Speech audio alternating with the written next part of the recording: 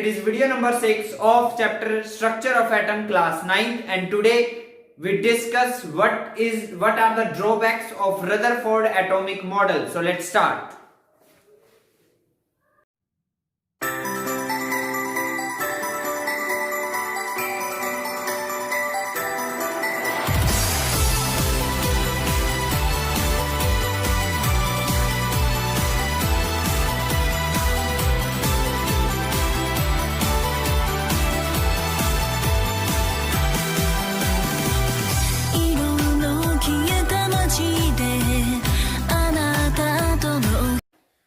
तो चलिए हम स्टार्ट करते हैं। रदरफोर्ड ने जो अल्फा स्कैटरिंग एक्सपेरिमेंट किया उससे उन्होंने ये डिस्कवर तो कर दिया, वो क्या कि एटम का सारा मास और एटम का सारा पॉजिटिव चार्ज यूनिफॉर्मली पूरे एटम में डिस्ट्रीब्यूट नहीं होता, वो उसके सेंटर पे लाई करता है जिसको हम न्यूक्लियस बोलते हैं। तो ये तो बहुत एक अच्छी डिस्कवरी की किसने? रदरफोर्ड ने। बट यस, साइंस के अंदर कोई भी थ्योरी फाइनल नहीं होती है, कुछ ना कुछ लिमिटेशन और कुछ ना कुछ ड्रॉबैक्स होते हैं जो फ्यूचर के अंदर सामने आ ही जाते हैं। सो रदरफोर्ड ने अपना एटॉमिक मॉडल तो दे दिया। रदरफोर्ड ने क्या बताया? रदरफोर्ड ने बताया कि एक एटम का सारा पॉजिटिव चार्ज और का सारा मास उसके सेंटर में लाई करता है जिसको न्यूक्लियस बोला जाता है, और इलेक्ट्रॉन्स जो हैं वो उस न्यूक्लियस के चारों तरफ रिवॉल्व करते हैं। ये कुछ बातें बताई किसने? रदरफोर्ड ने। अब उसमें लिमिटेशन ड्रॉबैक्स निकल के आई क्या? पहला तो लिमिटेशन ये था कि इलेक्ट्रॉन न्यूक्लियस के चारों तरफ रिवॉल्व कर रहे हैं, और इलेक्ट्रॉन अगर रिवॉल्व कर रहे हैं तो उनको क्या चाहिए? एनर्जी। तो वो एनर्जी कहां से आई? कैसे इलेक्ट्रॉन उसके न्यूक्लियस के चारों तरफ रिवॉल्व कर रहे हैं? इसका कोई एक्सप्लेनेशन नहीं था। It could not explain the source of energy for the movement of electron. Rutherford का एटॉमिक मॉडल ये एक्सप्लेन नहीं कर पाया कि इलेक्ट्रॉन की मूवमेंट के लिए एनर्जी कहां से आ रही है। और सेकंड सबसे मेन इंपॉर्टेंट बात वो क्या कि जब भी एक चार्ज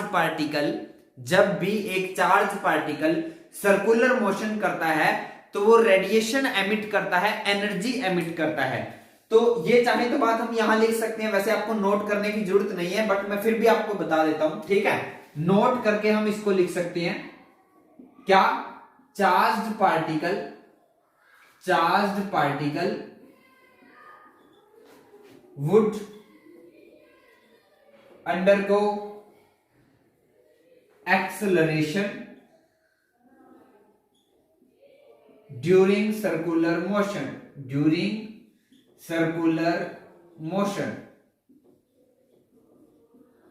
जब भी कोई चार्ज पार्टिकल मतलब जिसके ऊपर कुछ चार्ज हो, जब एक चार्ज पार्टिकल सर्कुलर मोशन करता है तो उसकी मोशन एक्सेलरेटेड मोशन होती है। एक्सेलरेशन का मीनिंग भी आप समझते होंगे। इलेक्ट्रॉन चार्ज पार्टिकल है, इलेक्ट्रॉन पर एक नेगेटिव चार्ज होता है तो वो एक चार्ज पार्टिकल हुआ, और वो न्यूक्लियस के चारों तरफ सर्कुलर मोशन कर रहा है तो वो चार्ज पार्टिकल भी और वो सर्कुलर भी मोशन कर रहा है। तो इसका मतलब उसकी मोशन क्या होगी? उसकी मोशन एक्सेलरेटेड मोशन होगी, मतलब उसकी मोशन एक्सेलरेशन होगा। एक्सेलरेशन का मतलब होता है स्पीड का बढ़ना, स्पीड का इंक्रीज होना, दैट इज कॉल्ड एक्सेलरेशन। और अगर स्पीड इंक्रीज होगी तो वो इलेक्ट्रॉन एनर्जी लॉस करेगा, तो एनर्जी लॉस करते फाइनली क्या होगा? वो फाइनली न्यूक्लियस के अंदर गिर जाएगा, न्यूक्लियस के अंदर फॉल होगा तो हमारा जो एटम है वो अनस्टेबल हो जाएगा। और अगर एटम अनस्टेबल हो जाएगा तो ये बात हमने पढ़ी है कि जितने भी मैटर हैं वो सब किससे बनते हैं? एटम से। तो अगर एटम ही अनस्टेबल हो गया तो सारे के सारे मैटर अनस्टेबल हो जाएंगे, तो मैटर की जो हम फॉर्म देखते हैं सॉलिड, लिक्विड और गैस, वो एग्जिस्ट ही नहीं करेंगे। समझ में आ रही बात? तो मीन टू से ये रदरफोर्ड का एटॉमिक मॉडल एटम की स्टेबिलिटी को एक्सप्लेन नहीं कर पाया। If electron would lose energy during revolution, अगर इलेक्ट्रॉन रिवॉल्यूशन के दौरान एनर्जी लॉस करता है, then it finally falls into the nucleus, तो ये लास्ट में जाकर न्यूक्लियस के अंदर गिर जाएगा। Does atom become unstable? तो इसका मतलब एटम अनस्टेबल हो जाएगा। So stability of atom not explained, तो इसीलिए एटम की स्टेबिलिटी एक्सप्लेन नहीं हो पाई। इसको एक नॉर्मल एग्जांपल से समझिए, देखो कैसे। मैं आपको एक सर्कुलर ट्रैक पर रेस लगाने के लिए बोल दूं, और मैं आपको कहूं कि आप अपनी स्पीड हर 1 मिनट बाद इंक्रीज करते चले जाना। मतलब आपने 0 की स्पीड से चलना स्टार्ट किया, फिर आपने स्पीड 1 की, फिर 2, फिर 3, फिर 5, फिर 10, फिर 15 मीटर पर सेकंड, फिर 20 मीटर पर सेकंड, फिर 25 मीटर पर सेकंड। समझ में आ रही बात? आपने अपनी स्पीड बढ़ाते जा रहे हो, आप अपनी स्पीड बढ़ाते चले जा रहे हो, तो आपकी एनर्जी लॉस होगी ना। आपकी एक कुछ टाइम के बाद एनर्जी लॉस हो जाएगी। एनर्जी लॉस होगी तो आप क्या करोगे? आप थक जाओगे और थक के आप बैठ जाओगे। या अगर आप थकोगे भी नहीं तो आपका जो वो सर्कुलर ट्रैक है, वो जो सर्कुलर पाथ है, वो छोटा होता चला जाएगा और आप धीरे धीरे थक जाओगे और बैठ जाओगे। यही तो होगा इलेक्ट्रॉन के साथ। इलेक्ट्रॉन जब सर्कुलर मोशन कर रहा है तो वो एनर्जी रेडिएट कर रहा है, एनर्जी लॉस कर रहा है। और अगर वो एनर्जी लॉस कर रहा है तो एक टाइम ऐसा भी आएगा जब उसकी एनर्जी 0 होगी। जब वो एनर्जी 0 होगी तो वो किसके अंदर गिरेगा?